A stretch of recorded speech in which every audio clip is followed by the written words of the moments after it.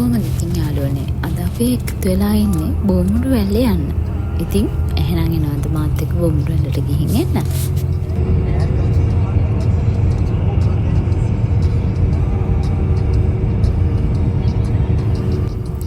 හැමදාම බිල්ඩින් එක ජීවත් වෙච්ච අපිට මේ වගේ ලස්සන පරිසරයක සුන්දරත්වය විඳිනවා කියන්නේ ඒක වෙනම දෙයක්. ඒ සීතල සුළඟ, ඒ ලස්සන, ඒ හැමදේමත් එක්ක අපේ වෙනම ලෝකයකට එක්කන් යනවා වගේ තමයි දැනෙන්නේ.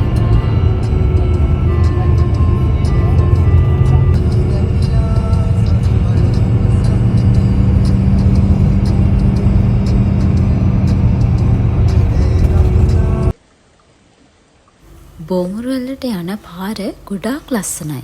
හැබැයි ඔයාලා මතක තියාගන්න මේ හැමදේම විත සුලිකනාවට කලින් රෙකෝඩ් කරපු දේවල්.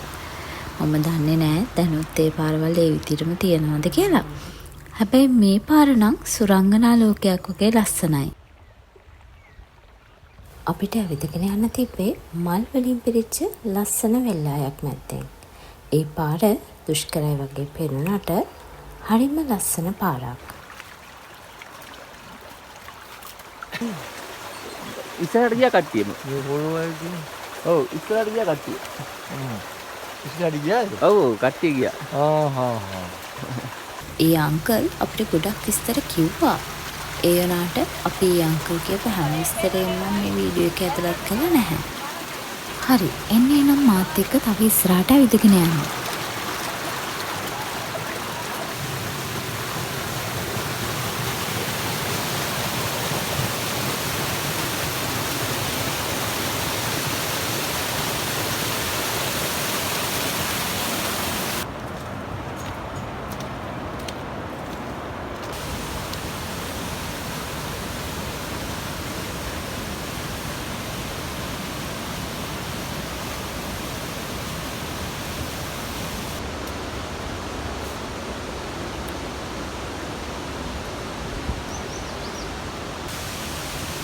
හරිම ලස්සනට දියැලි සද්ද ඇහෙන ගමන් ඈතින් බොමුරු වැල්ල පෙනෙද්දි ඒක හරිම ලස්සන සුරංගනා ලෝකයක් වගේ තමයි පේන්නේ.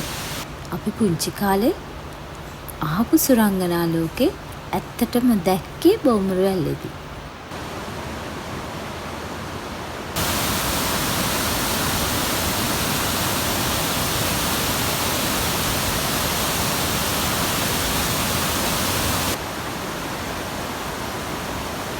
හැබැයි අමතක නොකර ඔයාලා ගෙනියන හැමදේම ඔයාලත් එක්ක ආයි අරන් එන්න.